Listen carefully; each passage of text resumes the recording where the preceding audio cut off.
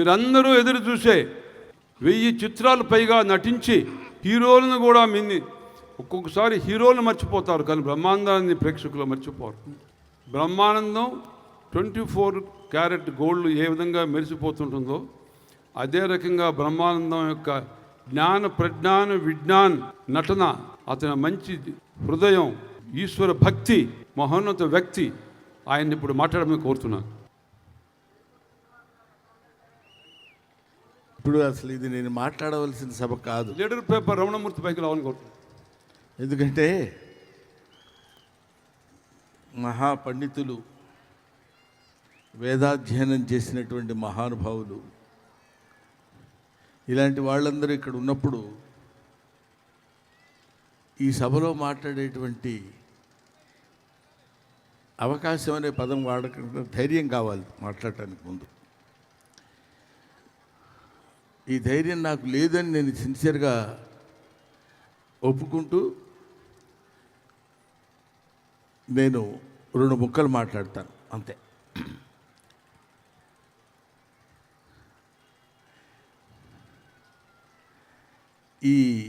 ఇప్పుడు సుబ్బరామరెడ్డి గారు మాట్లాడారు. ఏం మిగిల్చారని మేము మాట్లాడతాం చెప్పండి. ఏమన్నా మాకు అంతో ముంతో అడుగు పొడుగు కొంచెం ఉంచి ఇది నువ్వు మాట్లాడరా అంటే మనం మాట్లాడవచ్చు. పోనీ ఆయన మాట్లాడింది పక్కన పెడదామంటే సుబ్రహ్మణ్య శర్మ గారు ఉన్నారు. సుబ్రహ్మణ్య శర్మ గారిని తమ పేరు ఆయన ఉన్నారు. ఆయన అసలు ఆపాద మస్తకం బాగా మాట్లాడారనడం కంటే కడిగా అవతల పడేశారు. ఏమి లేవు, ఖాళీ పాత్రలు ఉన్నాయి. సృష్టించగలిగిన శక్తి ఉన్నవాడు కాబట్టి నాగఫణ శర్మ గారు ఆయన ఏదైనా అక్షయ పాత్ర నుంచి సృష్టించి మాట్లాడగలడు. మా బోట్ల పరిస్థితి ఏమిటి చెప్పండి. అయినా నేను ముందుగా ముఖ్యంగా చెప్పవలసినటువంటి విషయం ఏంటంటే, సుబ్బరామరెడ్డి గారు అనేటువంటి వ్యక్తి, ఆయన గురించి ఎంత చెప్పినా తినిన అన్నమే తిందుముగాక, చేసిన సంసారమే చేయుదుముగాక, తనదైన అనుభూతి తనది కానీ అన్నాడు. ఎన్నిసార్లు చేసినా, ఎన్నిసార్లు మాట్లాడుకున్నా, ఎన్నిసార్లు చెప్పుకున్నా సుబ్బరామరెడ్డి గారి గురించి పోయిన సంవత్సరం చేసుకున్నాం కదా అని ఈ సంవత్సరం ఉగాది పండుగ మానేస్తావా, వినాయక చవితి మానేస్తావా, శ్రీరామనవమి మానేస్తావా, ముక్కోటి ఏకాదశి మానేస్తావా, ప్రతి సంవత్సరం జరుగుతూనే ఉంటుంది. ఆయన గురించి ఎన్నిసార్లు మనం చెప్పుకోవలసినటువంటి అంతటి సత్తా ఉన్నటువంటి మనిషి సుబ్బరామరెడ్డి గారు. అందుకని ఆయనకి నేను ఆధ్యాత్మికంగా శిష్యుణ్ణి అని చెప్పుకోవడానికి చాలా గర్వపడుతుంటా. ఆయన దగ్గర నేను ఎంతో నేర్చుకున్నా, ఎంతో. ఇందాక ఆయన చెప్పారు, అది ఒక నిలువెత్తు ఈశ్వరార్చన కళాశీలుడు. ఆయన ఈశ్వరార్చన ఒక కళ అయితే అద్భుతమైనటువంటి శీలత్వం కలిగినటువంటి మనిషి సుబ్బరామరెడ్డి గారు. ఆయన వయసు ఇప్పుడు 83వ సంవత్సరంలోకి ఎంటర్ అయ్యాడు. అసలు ఊహించండి, 83 సంవత్సరాల వయసులో ఆయన ఇక్కడ నిలబడి, నాకు టెన్షన్గా ఉంది వెనకాల. ఏదన్నా అంటే ఊరికే మామూలుగా నిలబడి ఉన్నాడా కాదు, ఒక బరువైనటువంటి స్థూలాన్ని పట్టుకుని, స్థూలమైన స్థూలాన్ని ధరించి నిలబడి, ఆ కంఠం ఏమిటండి. ఇప్పుడు జనరల్గా 80 ఏళ్ళ వాళ్ళు ఎలా మాట్లాడతారంటే, ఈరోజు ఇక్కడికి వచ్చినటువంటి మహానుభావులందరికీ నేను చాలా సంతోషం. నాకు ఇప్పుడు ఒక్క విషయం తమరికి చెప్పాలి అంటారు. అటువంటి వయసులో ఉన్నటువంటి వ్యక్తుల్ని, దాన్ని వయస్సు అది మన శక్తి కాదు, వయస్సు భగవంతుడు ప్రసాదించినటువంటి శక్తి, వయసు భగవంతుడు ప్రసాదించేటువంటి వరం. సాధారణంగా మనం వయసు పైబడిపోతుందండి, మనం ఏం చేయగలం, మనం ఏం మాట్లాడగలం అని మనం అనుకుంటాం. వయసు పైబడే కొద్దీ వయసుని లెక్క చేయకుండా ఈ కార్యక్రమం నిర్వహించాలనుకోటి ఈ బృహత్తర కార్యక్రమానికి నేను బహుశా నాకు తెలిసి 20 సంవత్సరాలు పైబడి ప్రతి కార్యక్రమానికి ప్రతి సంవత్సరం నేను వస్తూనే ఉన్నాను. ఇక్కడ ఉన్నటువంటి వాళ్ళు ప్రభు ఎక్కిన పల్లకి కాదో ఇది మోసిన బొయ్యిలెవరని మేడం గారు, ధర్మారావు గారు, ఎంకే రాము గారు, అడుగో మా సతీష్, వీళ్ళందరూ ఉన్నారు. వీళ్ళు అప్పట్లో చాలా యంగ్గా ఉన్నవాళ్ళు కూడా ఇప్పుడు అదొక టైప్లో కనపెడుతున్నారు ఇప్పుడు ఇక్కడ. కాబట్టి వీళ్ళందరూ చేస్తున్నటువంటి మోస్తున్నటువంటి ఈ పల్లకికి 40 సంవత్సరాల సుదీర్ఘమైన వయసు వచ్చింది. ఈ 40 సంవత్సరాల సుదీర్ఘమైనటువంటి పల్లకిని మోస్తున్న వారందరికీ నా హృదయపూర్వకమైన నమస్కారాలు తెలియజేసుకుంటున్నాను. ఆ తర్వాత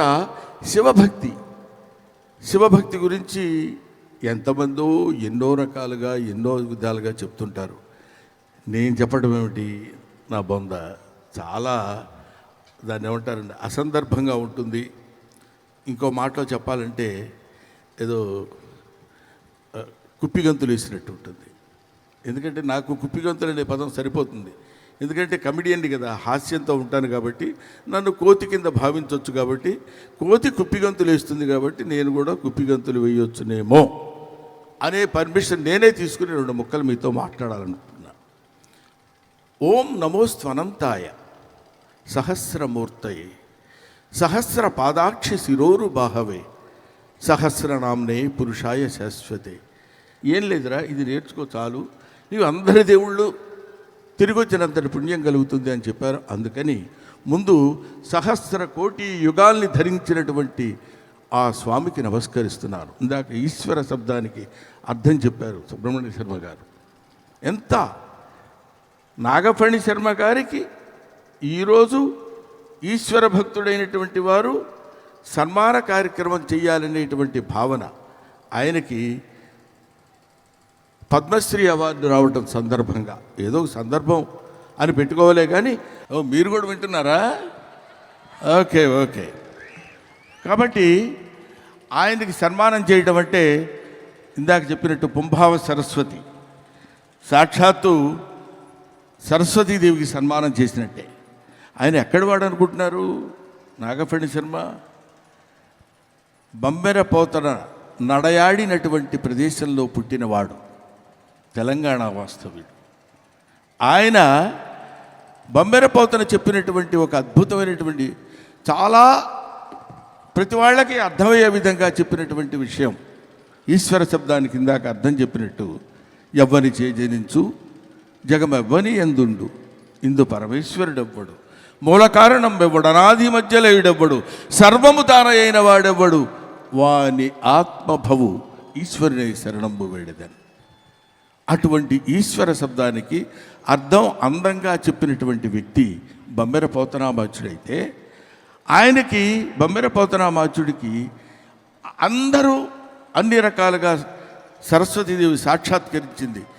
సర్వకంఠాభరణాలతో ఉన్నటువంటి ఆ తల్లి సాక్షాత్కారం పొందితే బొంబెర పోతరికి మాత్రం కాటుక కంటి నీరు చనుకట్టుపై ఇంబడ ఏల ఏడ్చెదో దైత్యబొమ్మర్తని గాదిరి కోడల మదంబ హటక గర్భురాణి నిన్నాకటికి గునిపోయి అల్ల కర్ణాట కిరాత కీచకుల కమ్మన్ నన్ను త్రిశుద్ధిగా నమ్మము భారతి అని కన్నీటిని తుడిచినటువంటి బొమ్మెర పోతనామాత్యుడు సంచరించినటువంటి ఆ సాహితీచర్యంలో పుట్టినటువంటి వ్యక్తి నాగఫణి శర్మ గారు.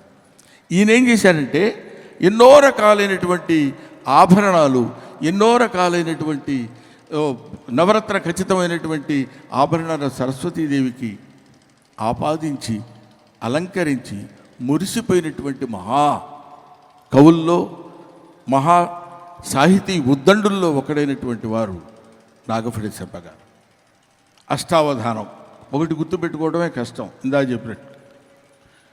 శతావధానం 1000, 8 గుర్తుపెట్టుకునేంటే కష్టం అనుకుంటే అది 100, తర్వాత 1000, మహాసహస్రావధానం ఇట్లా 2000,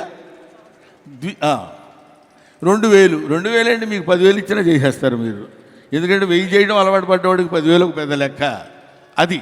ఎందుకని అటువంటి మహనీయుడికి ఇక్కడ సన్మానం చేయాలనేటువంటి ఆలోచన రావడమే మనం ఏనాడో చేసుకున్నటువంటి అదృష్టం. ముఖ్యంగా పర్వదినాన శివుడు సంతోషపడేటువంటి దినాన, శివుడు ఆనందించేటువంటి దినాన ఈరోజు ఇంతమంది సమక్షంలో ఒక నవనీతమైనటువంటి వ్యక్తి, భారతంలో అంటే భారతదేశంలో ఎక్కడ పడితే అక్కడ వజ్రాలు దొరకవు, అక్కడక్కడ మాత్రమే దొరుకుతాయి. అలాంటిది విశాఖ ప్రజలకి ఏదో చేయాలనేటువంటి తపన కలిగినటువంటి వ్యక్తి శ్రీ సుబ్బరామరెడ్డి గారి చేతుల మీదుగా ఆయనకి ఇక్కడ సన్మానం. సుబ్బరామరెడ్డి గారు అంటే పొద్దున ఒక మాట నా ఫోన్లో మాట్లాడినప్పుడు చెప్పాడు, ఏమయ్య బ్రహ్మానందం వస్తున్నావుగా, ఈసారి ఊరికి జలాభిషేకం కాదయా, అదేది మొన్న ప్రయాగలో జరిగింది, మహాకుంభాభిషేకం నుంచి నీళ్లు తీసుకొచ్చి కలిపి దాని చేత చేస్తున్నాను చూసావా మరి అన్నాడు ఆయన. ఇక్కడ మనం తెలుసుకోవాల్సినటువంటి విషయం ఏంటంటే, ఎవరికన్నా ఇవ్వటంలో మనకి గొప్ప భావం కలుగుతుంది, నేను ఇచ్చాను అనేది. ఇచ్చి వాడి ముఖంలో సంతోషాన్ని చూసి ఆనందించేటువంటి అత్యంత ఉత్కృష్టమైనటువంటి మానవ జన్మెత్తినటువంటి వ్యక్తి సుబ్బరామరెడ్డి గారు. అలా ఆయన చేత అద్భుతమైనటువంటి సహాయాన్ని పొంది ఆయన శిష్యుడిగా నేనుంటూ, ఆయన ఎప్పుడైనా he's word is an order for me, ఎప్పుడైనా సరే నువ్వు బ్రహ్మానందం ఈ పని చేయి అంటే చేసి తీరుతాను, శిరస్సు వంచి తీరుస్తాను.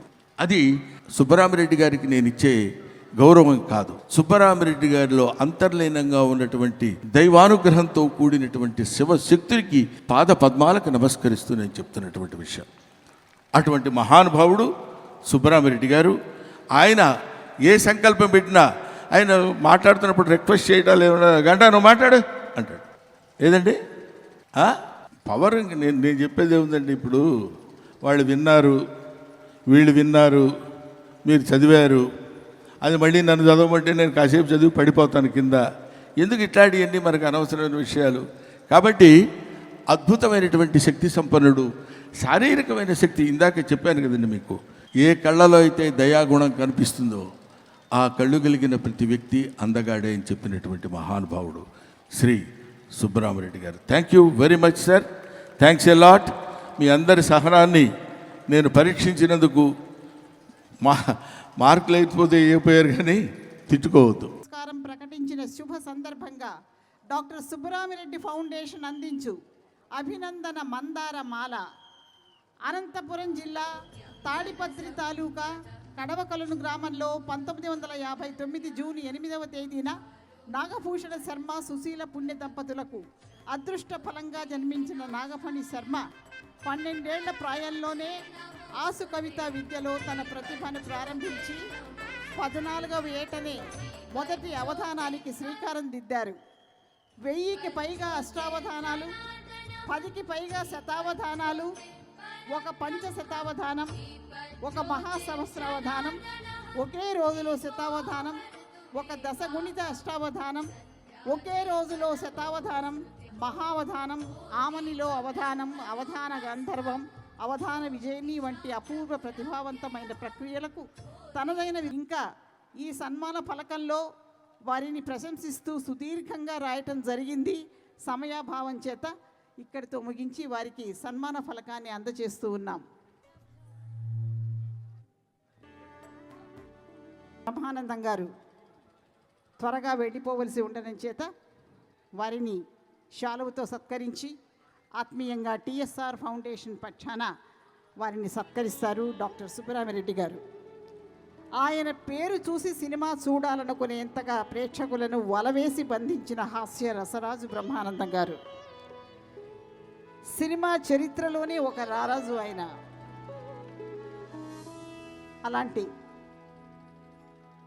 బ్రహ్మానందం గారిని ఈవేళ ఒక ఆధ్యాత్మిక చరిత్రలో మనందరం కలుసుకోవడం, మనందరం చూడడం నిజంగా ఇది ఎంతో ఆనందదాయకం.